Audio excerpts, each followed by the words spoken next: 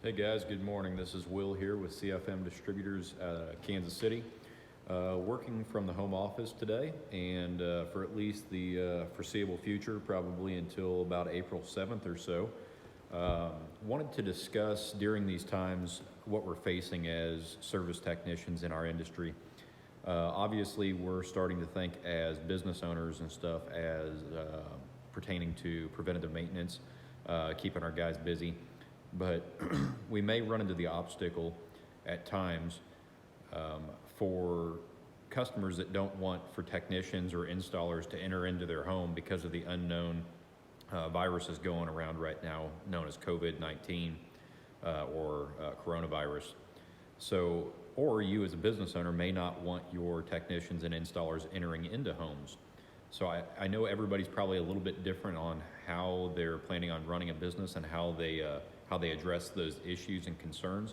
I've heard from some contractors that they're only running emergency calls and they're not doing preventative maintenance right now. And even whenever it warms up, they're not planning on doing that until there's more information released on COVID-19.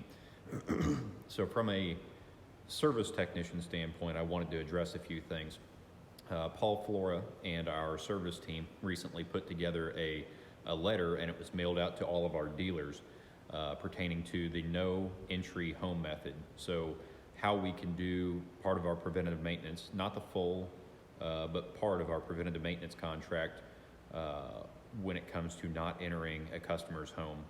Now, obviously, for those of you who have been in my training classes in the past, I'm always about checking airflow, and it is impossible for you to check your proper airflow if you don't enter the home or gain access to the home. So that is a hindrance.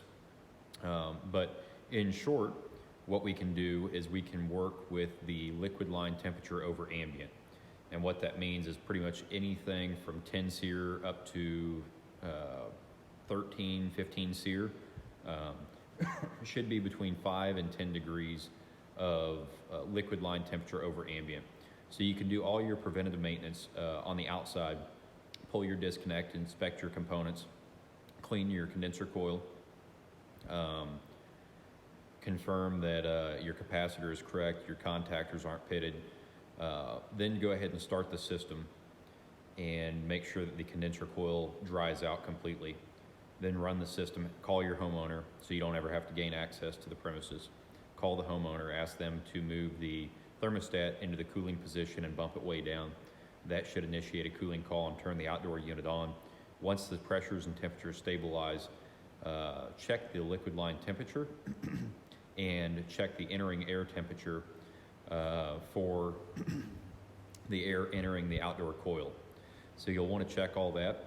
And then for systems from about 10 SEER to about 14, 13 SEER with utilization of a thermal expansion valve or a TXV inside, the liquid line temperature should be somewhere around, let me get to my chart here, should be around 10 degrees over ambient. Liquid line temperature should be about 10 degrees over ambient for 10 to 15 SEER equipment. For equipment 16 SEER and above, you should have about 5 degree liquid line temperature over ambient. Remember, this condenser coil has to be very clean, and it has to be dry. If it's not clean or it's not dry, that will skew your numbers. This will allow you to get a approximation of charge to find out if the system is operating efficiently. If the system is not operating efficiently, obviously your liquid line temperature would be skewed off of the entering air temperature. Also, if you're working with a fixed orifice system, that is going to be different than the thermal expansion valve, so you'll need to know the indoor metering device. And lastly, if you do not feel comfortable entering your customer's home, the best idea for preventative maintenance would be to leave the filters with the homeowner, whether that be on the doorstep or in their garage or whatnot. But the customer would then be responsible for replacing their own filters. Some customers, some contractors may want to make a video of how to replace your furnace filter. Some customers like to use the ultravations. So maybe if you sell a lot of ultravations or air bearers, maybe to make a video of that and share that with your customers of how to replace those filters. But there's a lot of controversy right now on whether or not we should be entering in homes or whether customers want us entering into homes. So there's our Tech Tip Tuesday for you. If you would like this letter sent to you, please reach out to me at Will G, W-I-L-L-G, at cfmkc.com. Once again, that's Will G at cfmkc.com. And if you have any additional questions or if I can help in any way, feel free to reach out to me. I appreciate you guys and hope you have a great day. Bye.